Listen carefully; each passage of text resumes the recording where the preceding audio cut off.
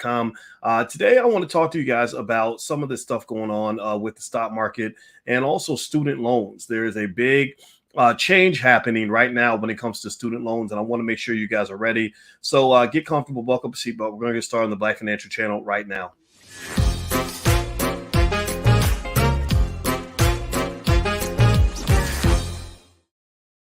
Hey, what's going on, everybody? Welcome to the Black Financial Channel. That's theblackfinancialchannel.com. My name is Dr. Boyce Watkins. I am your friendly neighborhood finance professor.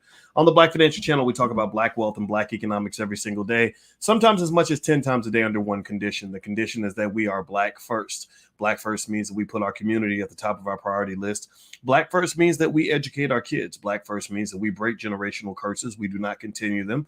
Black first means that we build strong families so that we can build wealth in our community because we're tired of being last in the wealth gap. So if you agree with this philosophy, if you don't, if you believe that Black people should be ahead of the curve, if you believe in educating our kids, if you believe in putting us at the top of the list, the top of our own priority list, put a hashtag B1 in the chat, hashtag B1. Also, give me a yes if you can hear me okay. Let me know if you can hear me all right.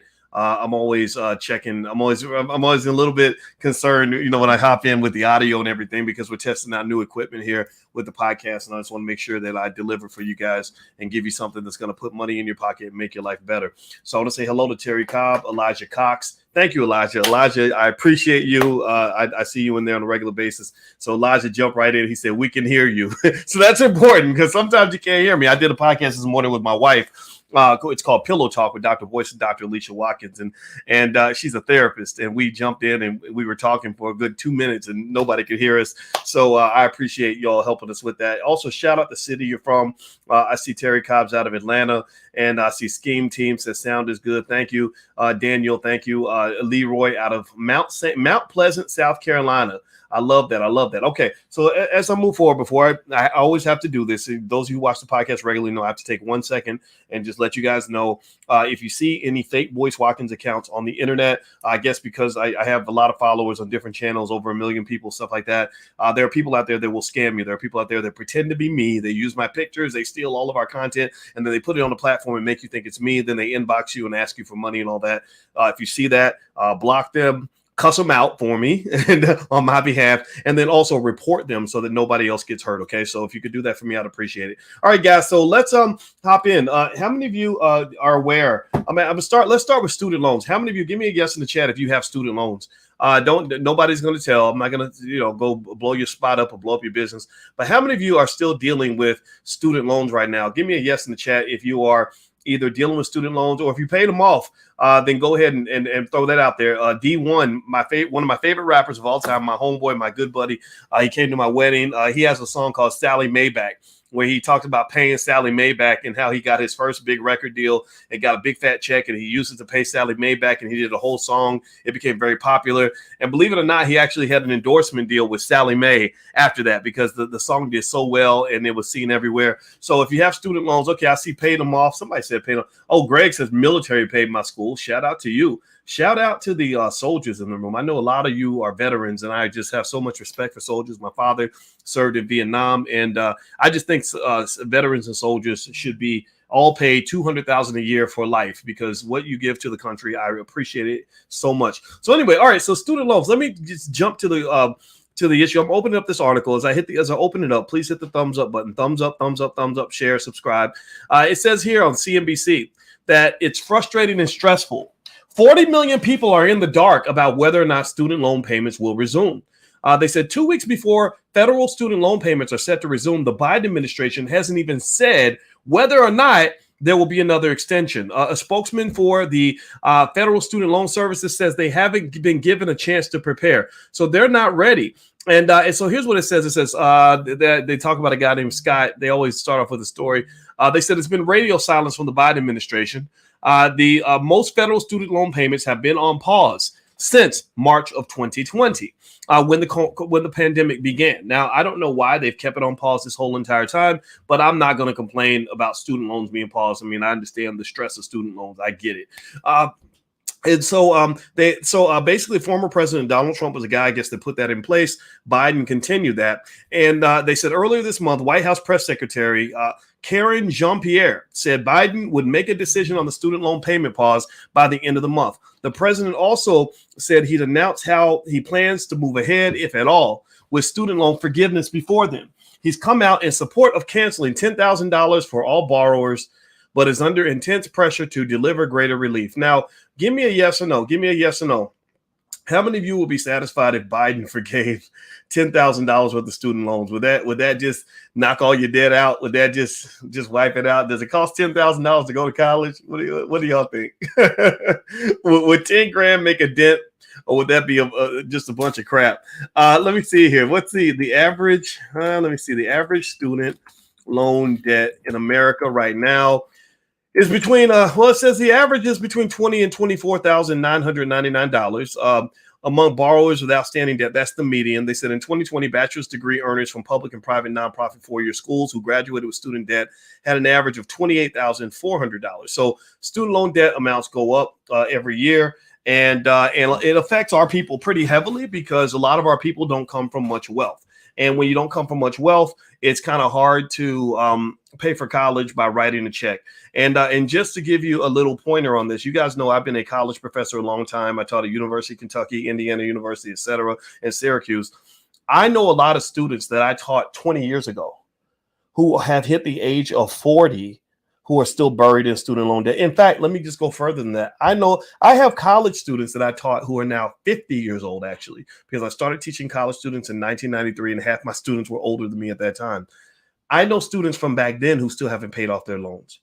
And so what I'm just trying to say to you is when you send your kids to college, make sure you're thinking carefully about the trade-off between the college degree and the loans. I talk to my son all the time. He's 19 years old. He has a lot of skill. And I told him, I said, look, we're going to borrow a little bit to go to school, but we're not going to borrow too much, because really, if you really want to talk about making money, I could take you over here to a bunch of stuff that doesn't cost you a fraction of college and really show you how to make the money, right? College, it will prepare you to get a job, but you want to learn how to make money. You want to become a millionaire. You want to become economically independent. As a black man, you got to learn that off the grid. You do not learn that on the grid. Do you guys get what I'm saying? Give me a yes in the chat if you get what I'm saying, so that I know that I wasn't wasting my breath right there, because I really want you to understand that.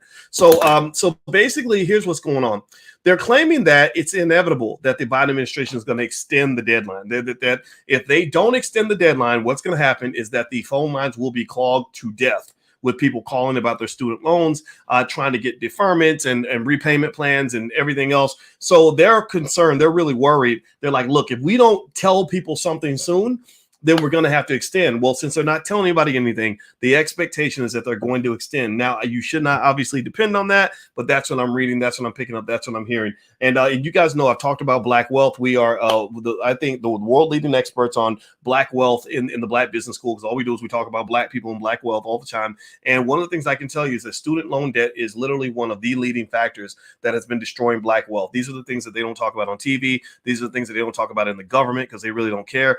These are the things that we talk about here because as a financial scientist, I was like, okay, I was trying to dissect the anatomy of Black wealth and figure out what's going on with Black wealth. So if I was to break down the wealth gap and why Black people don't have the wealth that we deserve, why our wealth is falling behind white people, I would break it down to a few basic things. Number one, they spent 300, 400 years stealing your stuff. So giving your stuff back would be a big step in that process, because your hardworking ancestors wanted to leave you wealth. They wanted to leave you assets. Some of them tried to leave you land. That land was taken. All that needs to be dealt with. Number two, you've been trained to be a consumer. You've been trained to have horrible spending habits. So when they putting out the new Gucci belts and the new rapper chains, you're getting mass promoted this heavy consumption that hits most Americans. Black people get hit the worst. That's why they try to sell the most products to you, because bad consumption habits means that even if you get money, you're going to give that money away. Number three, you're not trained on a fundamental level on how money is made in America. Instead of teaching kids how to go get jobs, and how to go spend on Gucci belts. We should be teaching them how to buy real estate, how to start businesses, how to own stocks and bonds. If that became a fundamental part of the educational process in every household, then the black wealth gap would disappear very quickly, because you will become a net retainer of resources as opposed to somebody who just gives them all away. What else? Buying black and supporting black businesses would be massive, because your problem is that you are expected to support their businesses. They're not expected to support yours. So ultimately, they're living off their income and they're living off your income. What's another thing? Another factor? I think that's pretty much mostly everything, but there's a few other things. Oh, I forgot about this. Skip! Broken families, y'all. Broken families is a huge factor in the black wealth problem. America is a country where people who are married and have stable families have more wealth. Surprise! I bet you didn't think that. I bet you thought that a struggling single mom working 3 jobs could do as well as a 2-parent household where you got 2 breadwinners in the house. I know, no disrespect to single moms or single dads. I know that that's a big part of our community. I get it. But at the end of the day, when we talk about family structure, we've really got to understand that that is a massive part of the wealth equation. So when they started sending all those black men to prison in the early 1990s, that took about $2 or $3 trillion out of the black community, because your primary breadwinners, your major breadwinners, intelligent black men, were being sent away. Their children weren't being raised to be economically intelligent all the time because they didn't have the guidance of the father and the mother. So it ended up just being like dropping a nuclear bomb in your community. There are other factors I could throw in there, but literally, if you start with those 4 or 5 and you solve those 4 or 5 things, then what happens is that gap starts to shrink, and then you start to see another gap grow where black people actually are in the lead. I know y'all can't imagine that. I know you can't imagine black people ahead of white people. My Lord Jesus, white people are so wonderful, special, important, and perfect. But guess what? You actually can take the lead. You dominate in the things that you put your mind to. Serena Williams is the greatest tennis player in the history of all tennis players. Tiger Woods is the greatest golfer in the history of all mankind. There's a lot of other examples out there that we can find. So I believe that if we put our mind to it and we drill deep enough and we focus hard enough and we stop listening to idiots, I think we can win this. Okay, give me a yes in the chat if you get what I'm saying. Just give me a yes to confirm. I need that confirmation, validation to know that I'm not just talking in the air. It helps me to know that it's making an impact, and I really don't want you to just hear me. I want you to really think about this. Write this down. Go apply this with your kids. Little baby steps. That's how you win. Okay. So anyway, thumbs up, share, subscribe. My website is boycewatkins.com. And just a reminder, every Wednesday night we do Powernomics training in the Black Business School. You guys know we have 150,000 students worldwide, and we have a free Powernomics training. We go through Dr. Claude Anderson's books page by page, paragraph by paragraph, word for word, because we want as many of our people to understand the basically the Powernomics book, which is really the Bible of Black economics. Dr. Claude Anderson is your living manifestation of a Marcus Garvey. We study his work every Wednesday night at 8:30, and we've been doing this for 2 years almost now, and I've probably done about 70 or 80 lectures in a row on Dr. Claude Anderson's work. So that is free to the community. You can go to blackkeystogreatness.com. Not only do you get access to the Powernomics training, but you also get access to my life class, which is a bunch of material I put together on how to be successful in everything that you want to do. So feel free to join us tonight. We meet tonight at 8:30. Every Wednesday night at 8:30. We're doing this, and we're going to keep doing it until it's done. Okay, a couple other things that are going on in the world right now. Just a couple little tidbit notes that you may want to know about what's going on with financial markets. Number one, the meme stock frenzy. A lot of these meme stocks are starting to take off. The biggest meme stock right now has been Bed Bath & Beyond. You've seen AMC kind of take off. You've seen GameStop kind of go crazy. A lot of that is an indicator that stocks may actually be hitting their peak. There's this term that Alan Greenspan, the former chairman of the Federal Reserve, used to use called irrational exuberance. Irrational exuberance. So let me explain it by breaking down each word. Irrational means crazy. It means not rational. Like, right?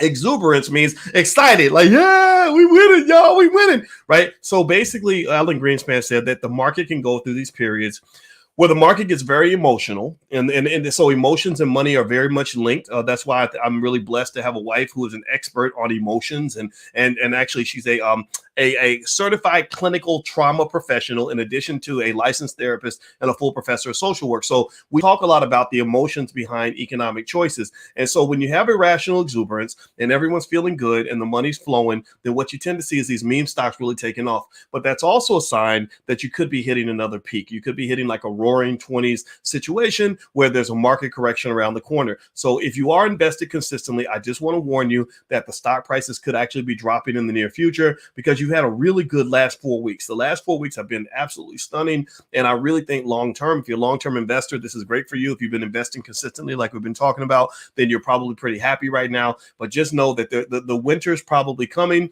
There's probably going to be an economic storm. So I just want you to be ready for that. But I don't think the storm will last for too long. I think the market overall long term is going to be just fine.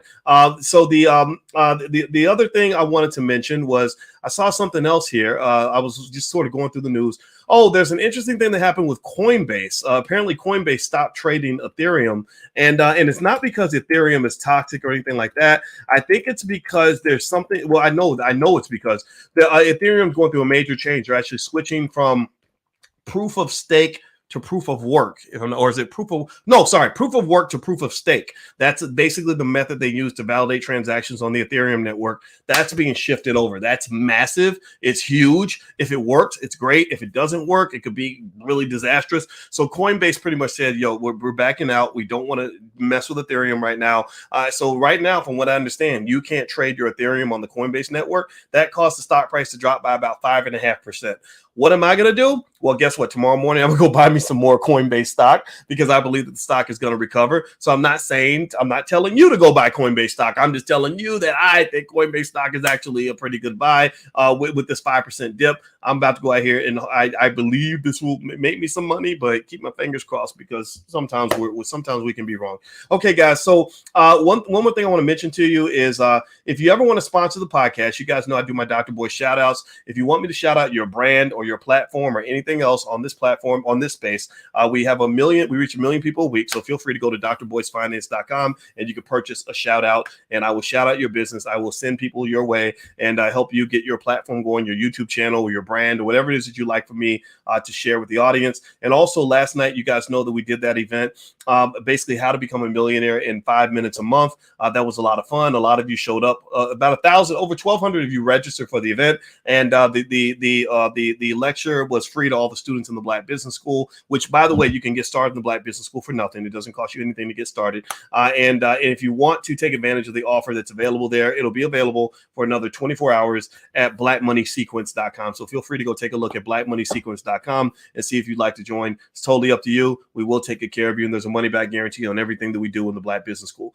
So anyway, I hope you guys got something from this conversation. I hope this benefited you. Be careful if you got the student loan thing happening because they are going to make some adjustments at some point. At some point, they're going to come back and try to get that money. But it's almost to the point where student loans have gotten so high and so crazy and so ridiculous that they almost don't take the debt seriously. Like a lot of people, when you're trying to buy a house, a lot of the mortgage lenders, they look at student loans and kind of give a wink and a nod like, okay, that's not really real debt. That's not as bad as credit card debt or other kinds of debt. It's kind of like this big hoax that everybody sort of fell into. And I'm hoping at some point they fix this, but I don't really think they ever will. But I would just say be mindful and be careful as you move forward and you send your kids to college. Don't have them buried in so much debt that they can never ever get out of that, because then you're actually undermining the whole reason that they're going to get an education in the first place. Part of the reason they're going to get an education is because they want to move their family forward. And if you die in debt, then you lost the game. So I don't want you to lose. I want you to win. I want you to be successful. So you got to watch out for the little traps that they set for you in a capitalist society. Capitalism is not your friend. It's not evil. I don't believe capitalism is always evil either. I don't believe that. But it's not something that necessarily cares much about you, to be honest with you. So you've got to care about yourself enough to know where you want to place yourself and where you want to place your kids. So you have to educate your family on all these things so they don't get screwed. Okay. All right. So give me a yes in the chat. Give me a quick yes to let me know that you heard this and that you received this, and maybe give me a verbal yes if you can share this video. I'd really appreciate it. If you all, these big corporations have distribution channels. I don't have any corporate backing. I don't have Revolt TV behind me and all these other networks backing me up. It's just me and my team trying to get it done, trying to be as independent as possible. No corporate sponsorship, none of that. So we need your help on this. So if you could just agree, give me a yes that you could take this video, put it on your social media and share it with others, or take some idea that you gained from this conversation and share it with others. I would really appreciate that, because I believe that working together, there's nothing we can't do. We don't need that man to do nothing for us. We got this. We got this. We are the smartest. We are the best. We are the brightest. We are meant to win. So go out here and be intelligent, be strong, and be black. And I'll see you guys real soon. I'll probably check back in with you sometime tonight. Take care. Have a good night. I love you. I'll see you soon. Peace.